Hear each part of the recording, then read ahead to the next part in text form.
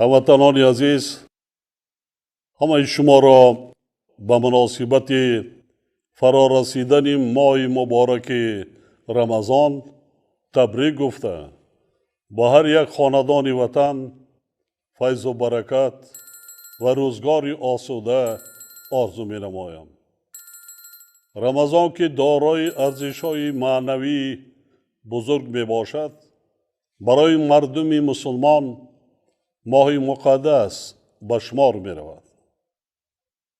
این ماه انسان را به صبر و تحمل و پرهیزکاری دعوت کرده در طبیعت آدمان مهربانی و رحم و شفقت را نسبت به یکدیگر بیدار می سازد و آنها را غالب نفس و حامی روح می گرداند. یعنی ماه رمضان با پاک گردیدن باطن و قلب انسان مساعدت کرده او را از گفتار و رفتار زشت و نامطلوب دور می سازد.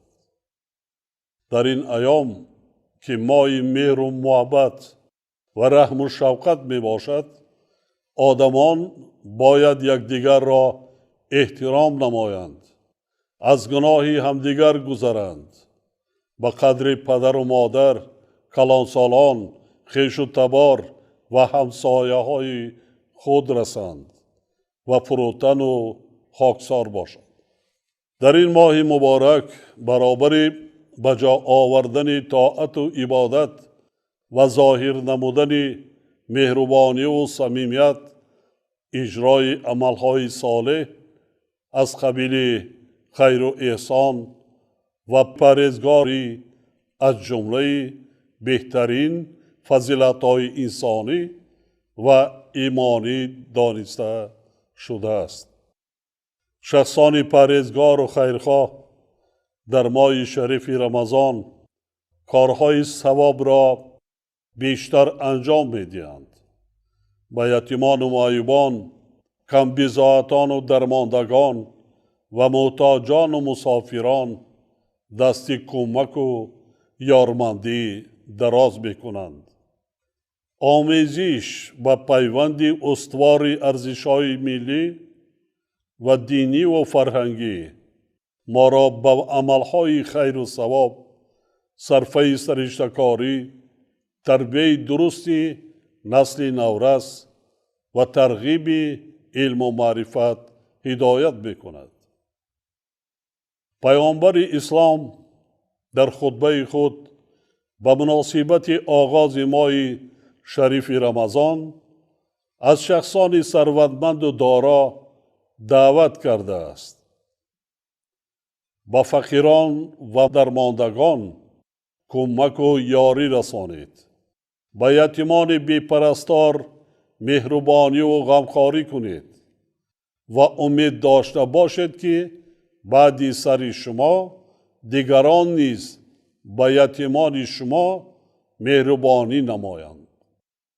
رسول خدا در ادامه خطبه می فرماید: به نیازمندان صدقه دهید.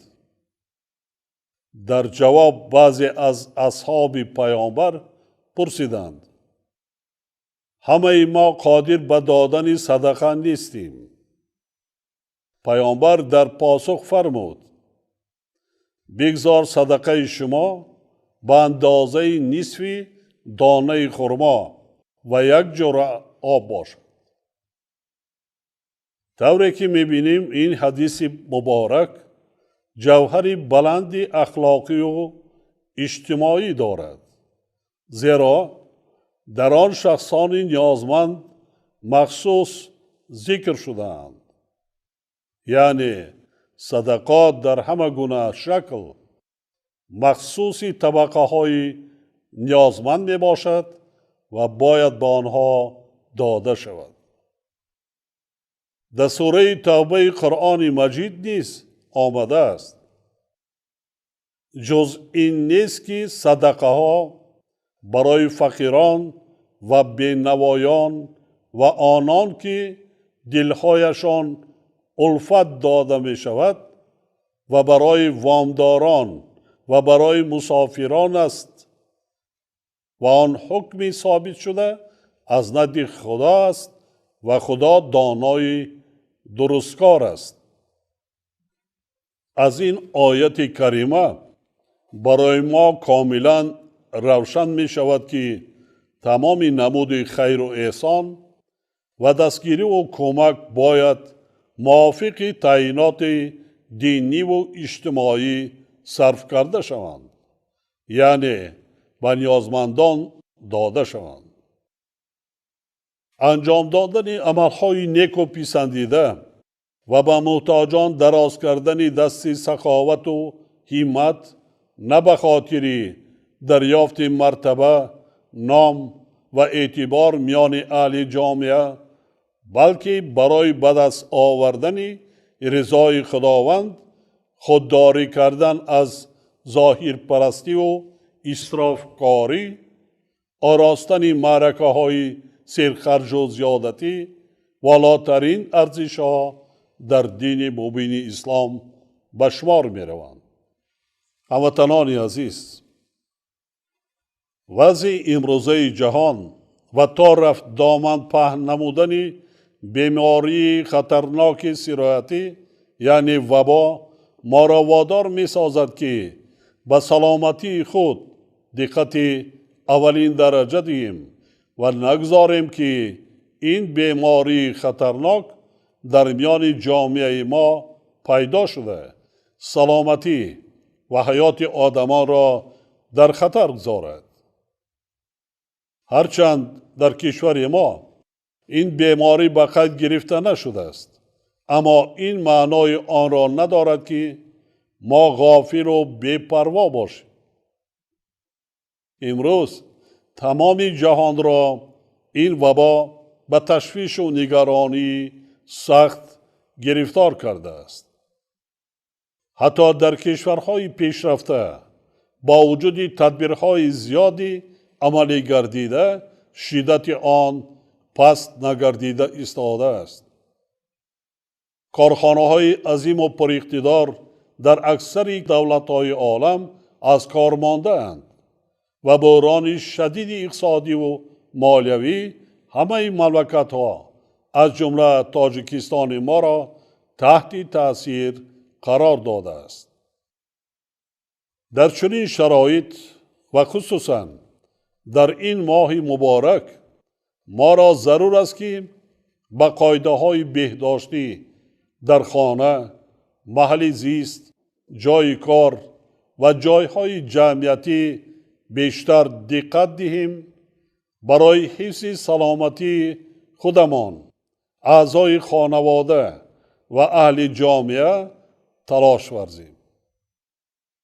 به اندیشه متخصصان رعایت قطعی تدبیرهای بهداشتی و تازگی و آزادگی یکی از مهمترین راه‌های پیشگیری این بیماری می باشد و این طلبات در سرچشمه‌های شریعت اسلام نیز بارها تاکید شده است. چنانچه پیغمبر اسلام در حدیث خود می فرماید: پاکیزگی نصف ایمان است. پیغمبر گرامی همچنین فرموده است: هنگامی که درباره پنهان گشتن بیماری سرایت کننده در سرزمین خبردار شدید، به آن سرزمین داخل نشوید. اما اگر در سرزمین باشید که در آنجا مرض سرایت کننده خروج کرده است، پس از آن سرزمین بیرون نروید.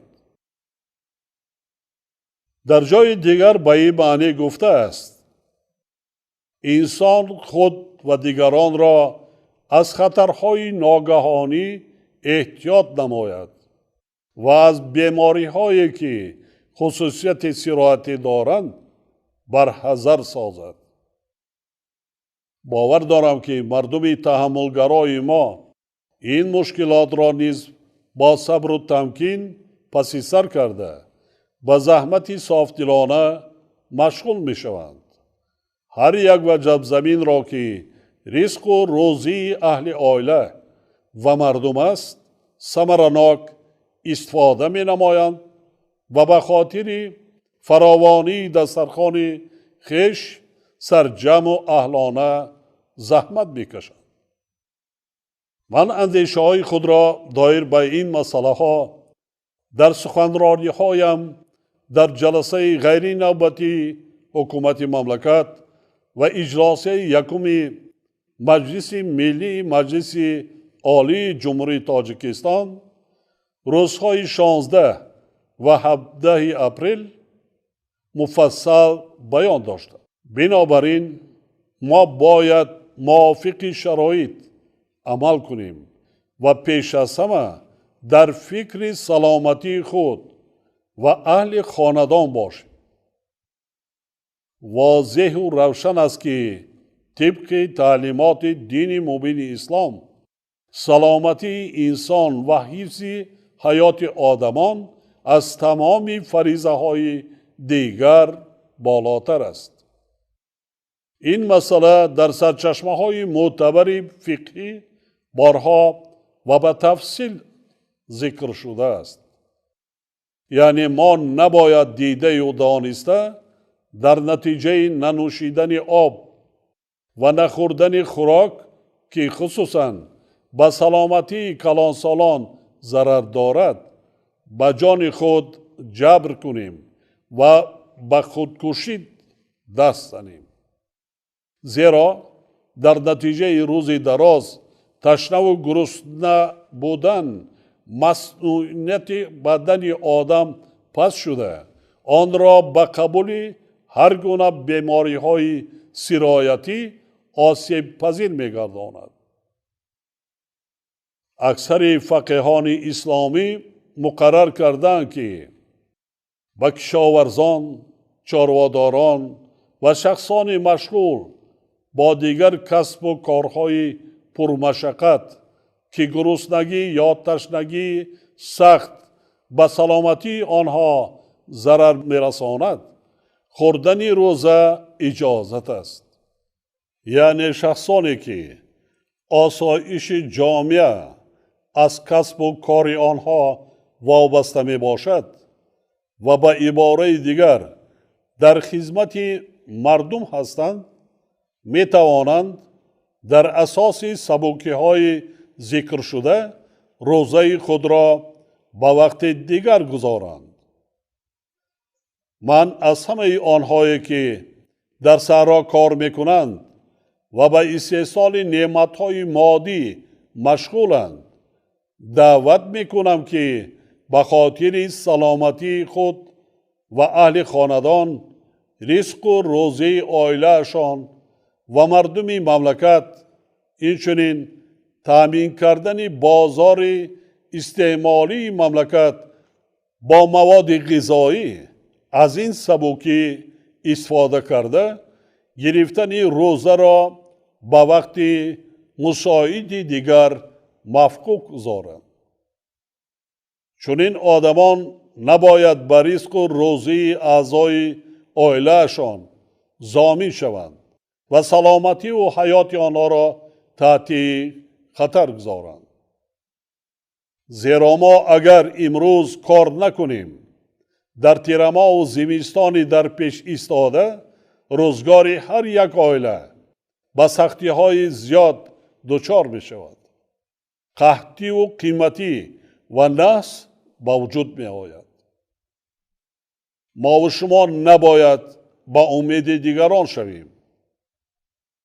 چون که امروزها همه کشورهای عالم در فکر حل مشکلات خودشان هستند و کسی نمی‌داند که این حالت چقدر ادامه می‌یابد و در پیش ما را باز چه مشکلات دیگر انتظارند.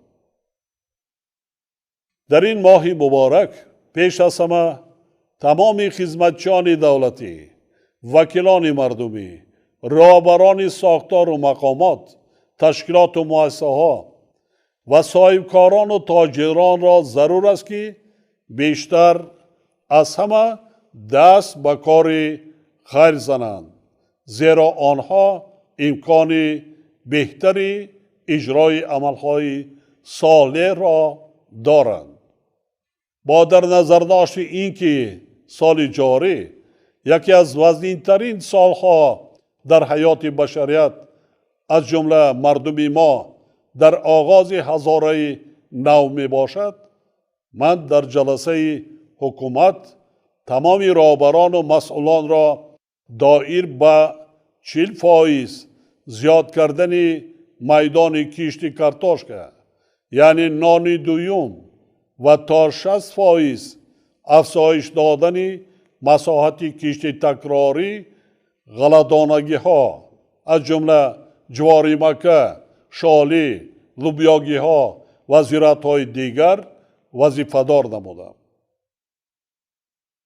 در شرایط امروزه ما باید به هر یک عائله این مسئله را فهمانیم که هر یک وجب زمین از جمله قطعه های زمین نزد اولگی و زمین های پرزیدنتی برای استحصال مواد غذایی استفاده کرده شود. ما باید من بعد نیز اهلانه زحمت کشیم، به دولت و خلق تاجیکستان صادقانه خدمت کنیم، برای هموطنانمان جایهای کاری تأسیس دهیم و کارهای آبادانی را طبق نقشه تصدیق گردیده به استقبال جشن بزرگ ملیمان 30 سالگی استقلال دولتی بیش از پیش گسترش و وسعت دهیم. در خاتمه بار دیگر همه شما هموطنان عزیز را با فرارسی این ماه مبارک تبریک نموده به خاندان هر یک شما زندگی آرام و پرسعادت و به کشور عزیزمان صلح و ثبات، پیشرفت و آبادی و دستاوردهای روز افزون آرزو می نمایم. ماه شریف رمضان مبارک هموطنان عزیز.